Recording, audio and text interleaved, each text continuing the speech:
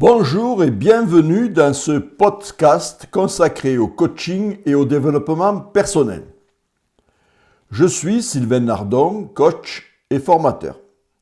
Dans chaque épisode, je vous propose de mieux comprendre certains mécanismes intérieurs qui influencent nos choix, nos relations, nos hésitations et parfois même notre manière de vivre. Aujourd'hui, je voudrais vous parler d'un sujet très présent dans la vie quotidienne, mais souvent discret dans la manière dont il agit. Le besoin de plaire à tout le monde. Un besoin qui peut sembler anodin, presque normal, et qui pourtant finit parfois par brouiller notre direction. Vous avez peut-être déjà vécu cette scène. Vous êtes sur le point d'écrire un message. Vous le relisez une première fois, puis une deuxième. Vous changez un mot, puis une phrase. Vous retirez ce qui pourrait être mal perçu. Vous adoucissez encore. Et à force d'anticiper les réactions, vous ne savez plus très bien ce que vous vouliez dire au départ. Cette scène paraît banale. Et pourtant, elle dit beaucoup. Elle montre à quel point le besoin de plaire peut s'infiltrer dans les détails du quotidien et finir, peu à peu, par brouiller notre propre direction. Vouloir plaire n'est pas en soi un défaut. Nous vivons avec les autres. Nous cherchons à préserver le lien, à éviter les tensions inutiles, à être compris, reconnu, apprécié.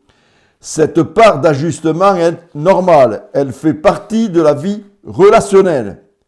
Le problème commence lorsqu'elle devient permanente, quand on ne cherche plus seulement à bien vivre avec les autres, mais à exister à travers leur validation. À ce moment-là, quelque chose se déplace.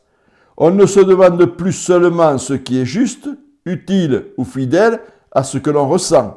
On se demande surtout qu'est-ce qui sera bien perçu, qu'est-ce qui sera acceptable, qu'est-ce qui ne dérangera pas. Et là, sans même s'en rendre compte, on commence à s'éloigner de soi.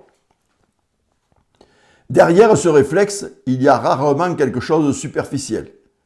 Il y a plus souvent une peur, peur de décevoir, peur de blesser, peur d'être rejeté, peur d'être jugé égoïste, dur, ingrat, insuffisant. Autrement dit, le besoin de plaire n'est pas seulement un comportement, c'est souvent une stratégie de protection.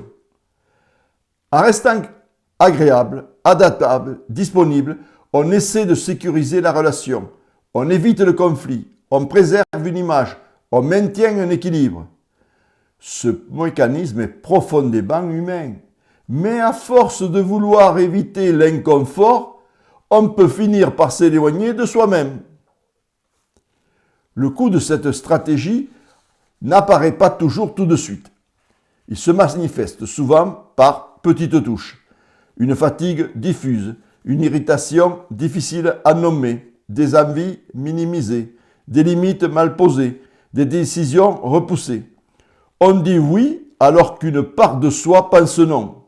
On accepte ce qui ne convient plus. On adapte son discours selon les personnes. On évite d'exprimer certaines préférences. Et un jour, une impression étrange s'installe, celle de ne plus très bien savoir ce que l'on veut vraiment. Ce n'est pas un manque de personnalité. C'est l'effet d'un déplacement progressif. À force de se régler sur l'extérieur, les repères intérieurs perdent en netteté. Il y a une vérité simple mais difficile à accepter. Plaire à tout le monde est impossible. D'abord, parce que les attentes des autres sont multiples et souvent contradictoires. Ensuite, parce qu'à vouloir répondre à tout, on finit par se disperser. On devient peut-être plus acceptable, mais souvent aussi moins lisible, moins ancré, moins vrai. Et ce paradoxe mérite d'être regardé en face. Plus on cherche à convenir à tout le monde, plus on risque de perdre le contact avec ce qui nous donne réellement une direction. À ce moment-là, la question n'est plus seulement relationnelle, elle devient existentielle. Sortir de ce mécanisme ne signifie pas cesser de faire attention aux autres. Il ne s'agit pas de mépriser le regard des autres, ni de rompre avec toute forme d'attention relationnelle. Il s'agit de rééquilibrer, de redonner une place à une question essentielle. Qu'est-ce qui est juste pour moi, ici, dans cette situation? Ce retour à soi ne supprime pas la peur de déplaire. Il ne fait pas disparaître le doute, mais il permet de ne plus être entièrement guidé par le besoin d'être approuvé. Et ce déplacement change beaucoup de choses. On commence à parler avec plus de justesse, à poser des limites plus claires, à faire des choix moins défensifs, à vivre un peu moins contre soi-même. Beaucoup de personnes attendent de ne plus avoir peur pour s'affirmer. Elles espèrent se sentir totalement légitimes avant de dire non, avant d'exprimer un désaccord, avant d'assumer un choix. Mais en réalité, cela se passe rarement ainsi. On commence souvent par oser avec hésitation, on pose une limite avec une part d'appréhension, on exprime une préférence avec un peu de tremblement, on cesse de se justifier autant. Et c'est précisément ce mouvement qui aide à retrouver son axe. Non pas parce qu'il supprime instantanément le besoin de plaire, mais parce qu'il le remet progressivement à sa juste place.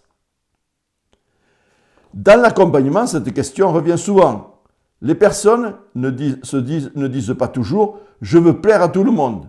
Elles parlent plutôt de fatigue, d'hésitation, de culpabilité, de difficulté à dire non, de peur du conflit ou d'impression de se perdre dans les attentes des autres. Le travail consiste alors à clarifier ce qui se joue réellement, à distinguer ce qui relève d'une attention saine à la relation et ce qui relève d'un renoncement à soi.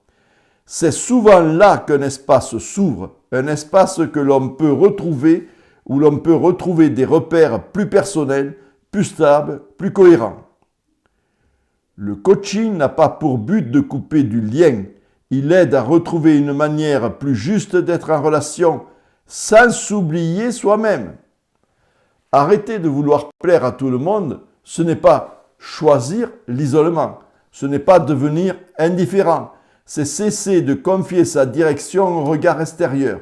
C'est accepter qu'être juste ne signifie pas être validé par tous. Et c'est souvent à partir de là qu'on retrouve quelque chose de plus simple, de plus calme, de plus solide, sa propre direction. Si ce sujet vous parle, je développe ces mécanismes dans mon livre « Votre coaching individuel », développer votre potentiel et transformer votre vie avec une approche concrète et accessible. Vous trouverez les liens en commentaire. Et si vous souhaitez découvrir mon approche de l'accompagnement, vous pouvez également visiter mon site. Merci pour votre écoute et à très bientôt pour un prochain épisode sur le coaching et le développement personnel.